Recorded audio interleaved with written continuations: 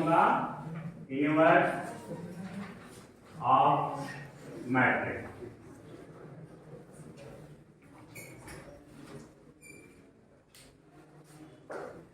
Marker इसमें करा दो इनवर्स ऑफ मैट्रिक्स। ठीक, अब ध्यान से समझिए, इनवर्स भी स्क्वायर मैट्रिक्स का ही निकलता है। तो यहाँ पे भी इनवर्स की जब बात हम करेंगे तो स्क्वायर मैट्रिक्स की बात करेंगे, ठीक है ना। Inverse of matrix means if A is N E square matrix n cross n, ठीक। If N E square matrix of Bij of same order exists such that AB equal to BA equal to I, then B is said to be inverse of A। कोई square matrix है और कोई एक दूसरी matrix भी ऐसी exist कर रही है जो इसका मल्टीप्लाई करने पे आइडेंटिटी मैट्रिक्स दे दे, तो बी इसका क्या कहलाएगा, इनवर्स मैट्रिक्स कहलाएगा। ठीक, generally inverse of A is denoted by A inverse. This is notation, this is not equal to 1/a। आपके दिमाग में ऐसा नहीं होना चाहिए, ये ए इनवर्स का एक नोटेशन है, इसका पावर का मतलब नहीं 1/a कर दिया आपने। ये नहीं कि ए दिया है और इसका इनवर्स निकालना है तो 1 में डिटर्मिनेंट को लिख दिए। ये एक नोटेशन है, पढ़ते वही है हम, लेकिन ये 1/a के बराबर नहीं है। जिसे हम आपसे बोले 3 to the power -1 वैल्यू कितने के बराबर है, बचपन से पढ़ते आ रहे हैं। इनवर्स का मीनिंग ये होता है, रेसिप्रोकल उसका, ठीक। बट मैट्रिक्स में ऐसा नहीं है, ये एक नोटेशन है, दिस इज ए इनवर्स। ठीक, समझ में बात। So this equation is written as A inverse equal to A inverse A equal to आई।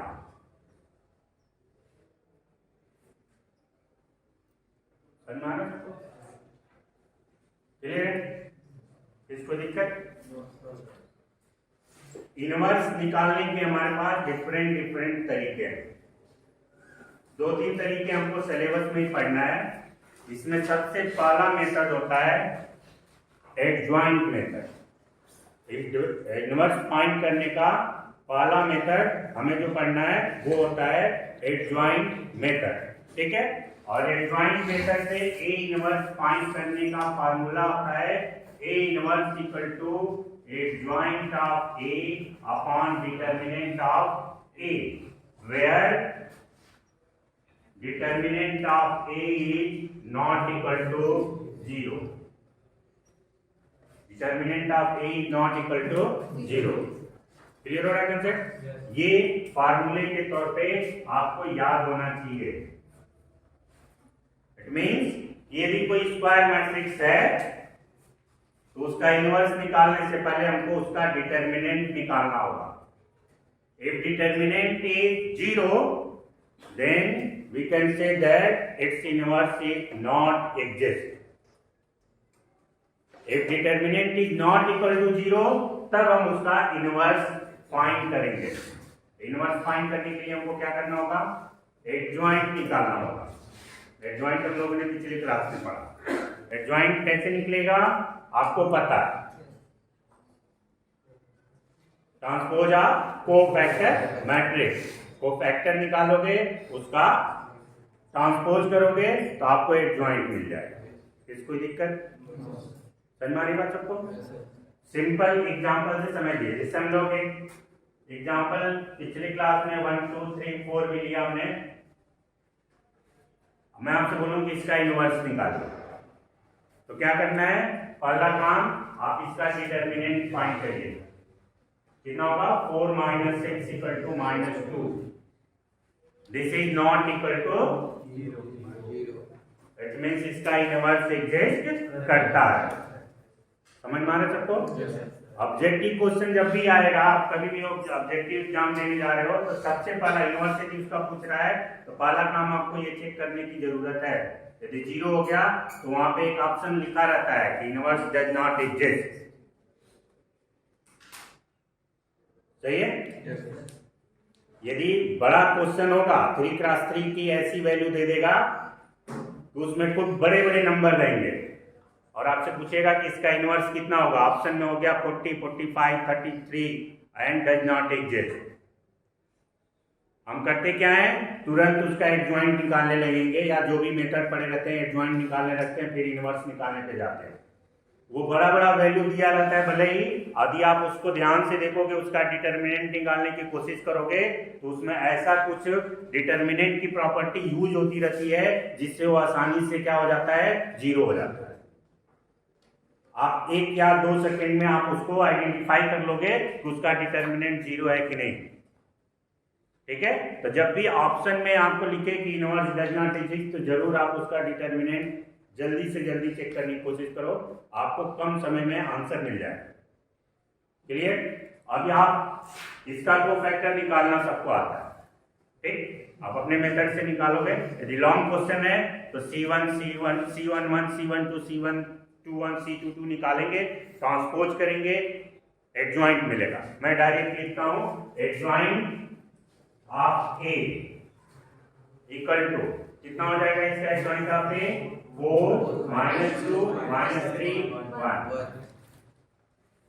यदि ऑब्जेक्टिव आप एग्जाम में हो तो एडजॉइंट 2x2 का मैंने आपको बताया कि प्रिंसिपल डायगोनल के एलिमेंट आपस में इंटरचेंज, रिमेनिंग एलिमेंट का साइन चेंज कर लीजिए। आप एग्जांपल और करके चेक करना रिजल्ट सही है कि नहीं है। शॉर्टकट जो भी बनता है वो लॉन्ग कट में से ही बनता है और हमेशा उसका वेरिफिकेशन आपको लॉन्ग कट तरीके से करना चाहिए। शॉर्टकट किसी के बताने से और आपके बनाने में दोनों में बहुत ही अंतर है। शॉर्टकट, कोई भी चीज जो शॉर्टकट होती है वो कैसे बनती है, लॉन्ग कट में से कुछ स्टेप को उड़ा के, यही ना होता है।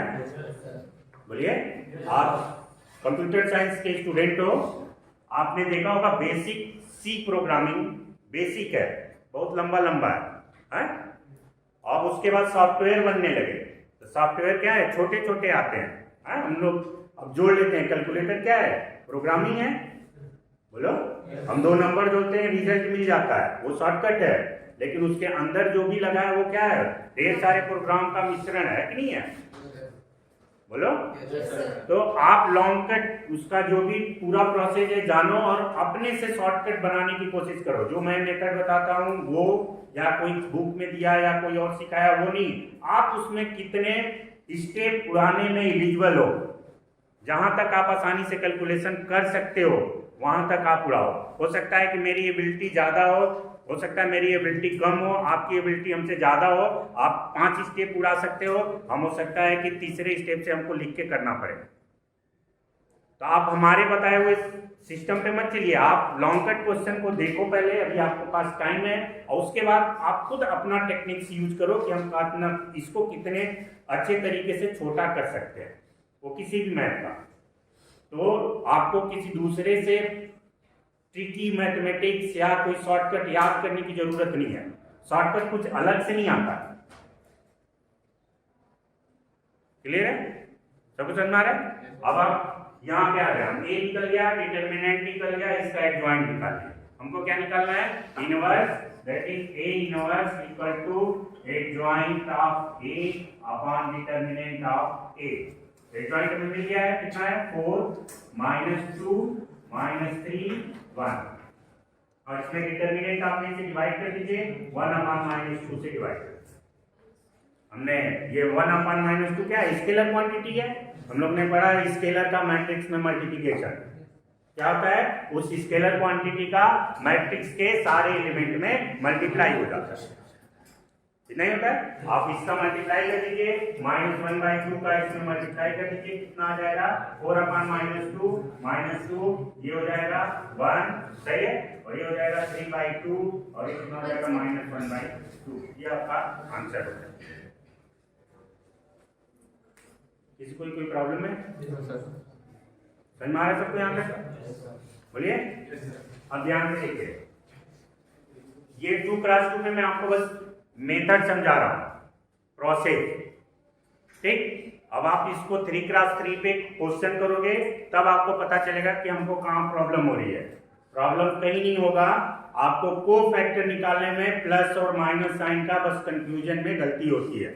और वो कैसे दूर होगी, वो मैं किसी टेक्निक से नहीं दूर कर सकता, वो आपके प्रैक्टिस से ही दूर होगी। मेरा काम एज ए कोच आपको बता दिया मैंने कि ये बाइक है, ये क्लच, ये गियर, और मैंने ग्राउंड पे 2x2 वाले एग्जाम्पल से ग्राउंड पे आपको गाड़ी पे बैठा के चला दिया। अब आप ग्राउंड के बाहर रोड पे आ जाओ। रोड पे आने का मतलब, अब आप 3x3 के एग्जाम्पल करो, आपको पता चलेगा कि कहाँ पे फंसेंगे हम। कोई उधर से गाड़ी आ रही है, हमको रुक जाना है, हम पास कैसे लेंगे, ये सब हमको सोचना पड़ेगा। वो दिमाग आपका जब प्रैक्टिस में आओगे, जब आपके सामने प्रॉब्लम आएगी तब पता चलेगा।